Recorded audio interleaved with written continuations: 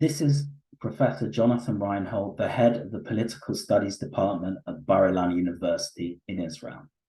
The war that we're now seeing is not between Israel and Palestinians. It is between Israel and a vicious terrorist organization, Hamas. The victims of this conflict, in the first case, are Israeli women and children, grandparents, who were killed or kidnapped from their homes and the streets on which they live. It is the biggest terrorist attack in Israel's history. It is the single largest number of Jews who have died in a single day since the Holocaust. Obviously, this is an intelligence failure and a failure more broadly in terms of Israel. But what I want to concentrate on here is the broader strategy of Hamas. Hamas is attempting to demoralize the Israeli public, to make it lose faith that the state of Israel can protect it.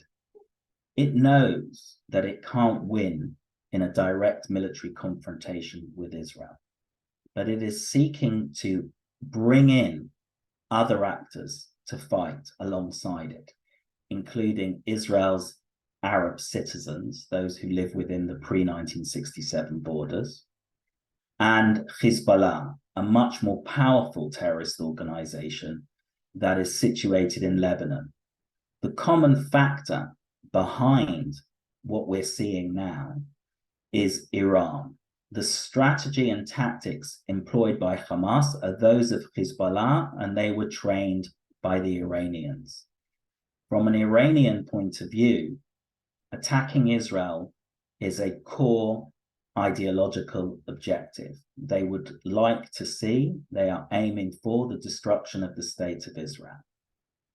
In a political sense, it also serves them in the wider region, because if indeed now Israel and Saudi Arabia do normalize their relations alongside the relations that Israel has normalized with Morocco and Bahrain and the United Arab Emirates, this dramatically weakens their and Hamas and Hezbollah's political position in the Middle East. For a Shia majority country and a Shia regime such as Iran, it is very difficult to galvanize wider support in a Sunni Arab region unless you have a common enemy like Israel. So the timing of this seems to be an attempt to block normalization between Israel and Saudi Arabia, alongside the longer term strategy and objective of destroying the state of Israel. Evidence of this can be seen in President Biden's speech, in which he, in effect, warned other actors, and it was obvious that he was speaking to Hezbollah and to Iran, not to get involved, and that America stood behind Israel. And indeed, America has moved its ships closer to Lebanon and has sent signals to show that any escalation could well involve the United States. And this is an attempt to deter Iran and its allies.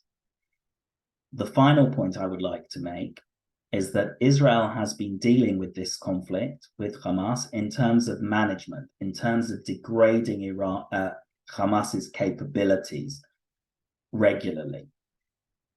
It is now likely that Israel will act in a far more dramatic way to end the power and the rule of Hamas in the Gaza Strip, because the situation has become untenable.